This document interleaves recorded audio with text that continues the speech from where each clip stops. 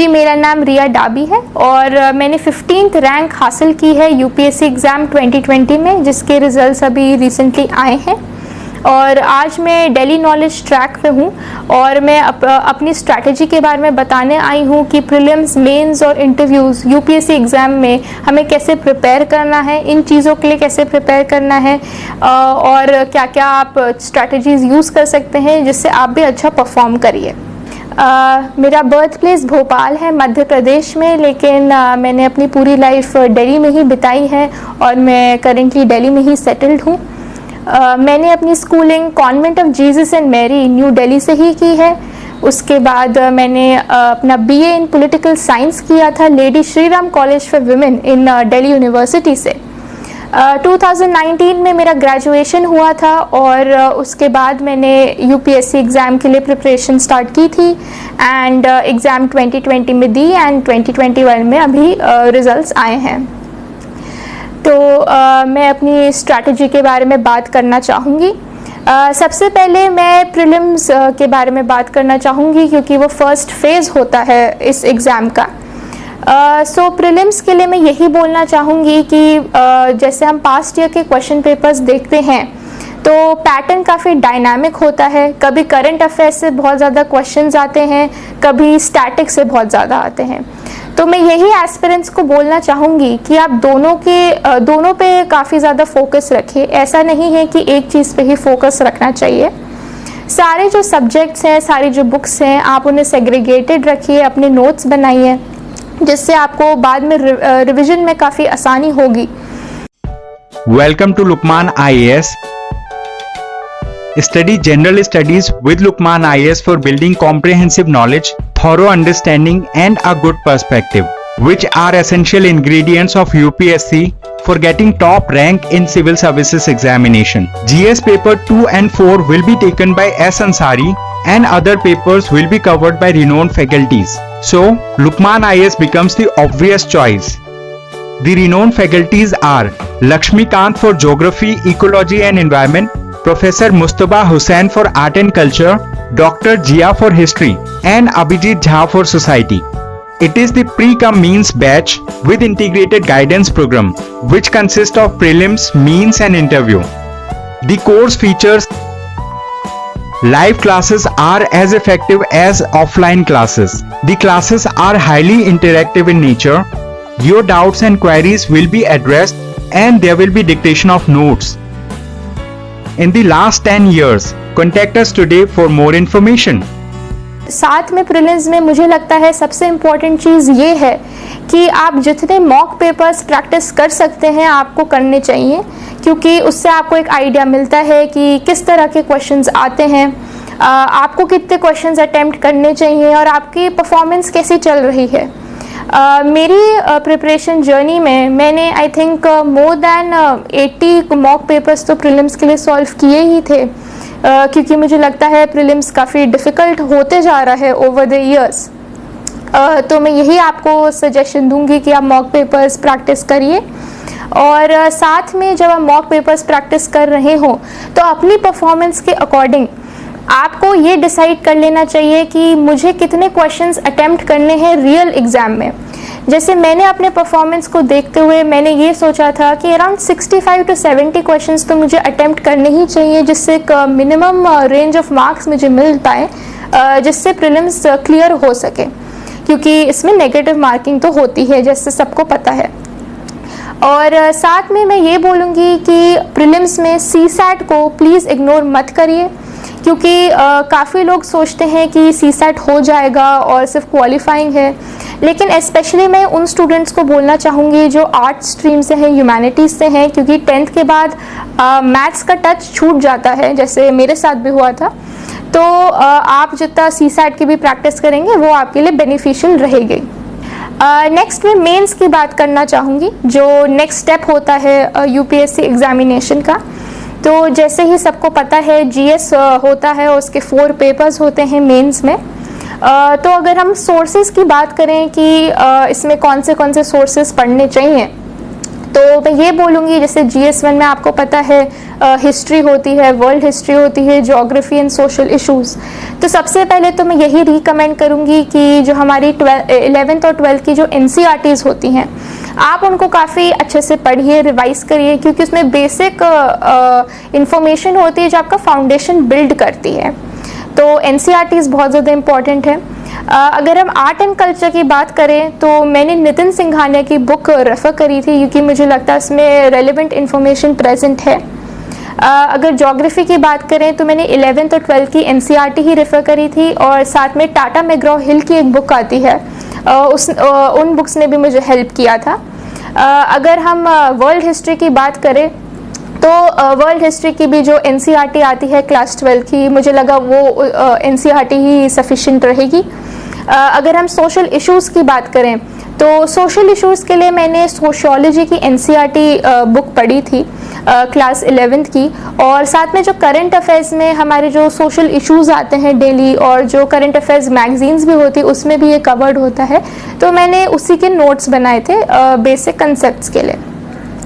अगर हम GS2 की बात करें, जहाँ पे गवर्नेंस, पॉलिटी जैसे सब्जेक्ट्स हैं, तो उसके लिए मेनली मैंने लक्ष्मीकांत की बुक रेफ़र करी थी, और साथ में मेरे जो अपने नोट्स थे जो मुझे कोचिंग से मिले थे, तो मैंने उसको रेफ़र करा था। एंड मैंने साथ में काफ़ी आंसर राइटिंग प्रैक्टिस भी की थी, जैसे जो मेनली जो लीगल और जुडिशियल क्वेश्चंस होते हैं उसके लिए मैंने न्यूज़पेपर को भी काफ़ी रेफ़र किया था।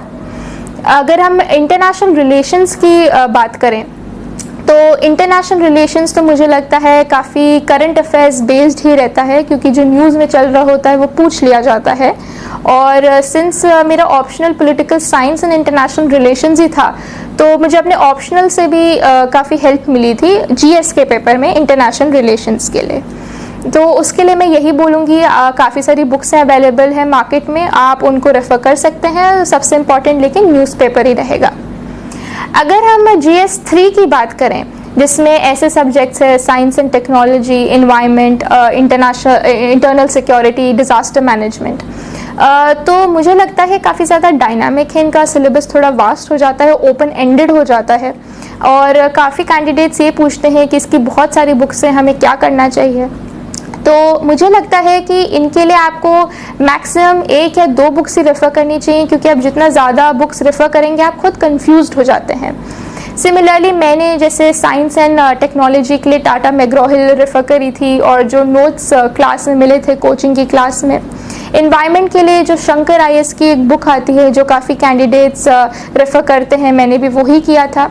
इंटरनल सिक्योरिटी और डिज़ास्टर मैनेजमेंट भी मैंने सिर्फ क्लास नोट से ही पढ़ाई करी थी, और जो करंट अफेयर्स की मैगज़ीन आती हैं जैसे बाजीराम हो या विजन IAS हो, तो इन मैगज़ीन्स को भी आप साथ में रेफ़र कर सकते हैं, और कॉम्बिनेशन में रख के उनके आप खुद अपने नोट्स बना सकते हैं।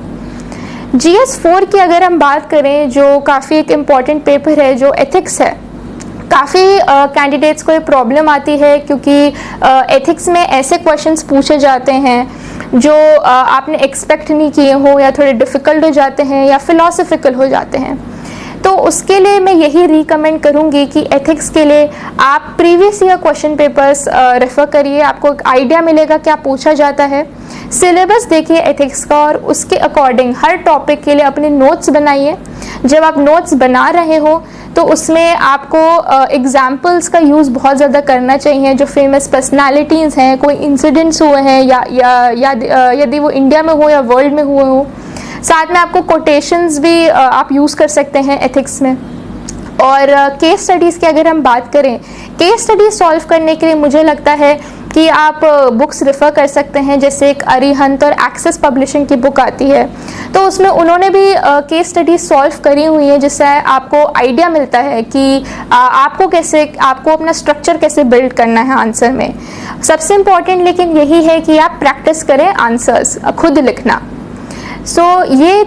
ये थे सोर्सेज जो मैंने खुद रेफ़र करे थे GS पेपर्स के लिए। GS और मेंस के लिए मैं यही बोलना चाहूँगी कि सबसे इम्पॉर्टेंट यही है आप सिलेबस कवर करें, लेकिन आंसर राइटिंग के लिए आप खुद प्रैक्टिस करें घर पे।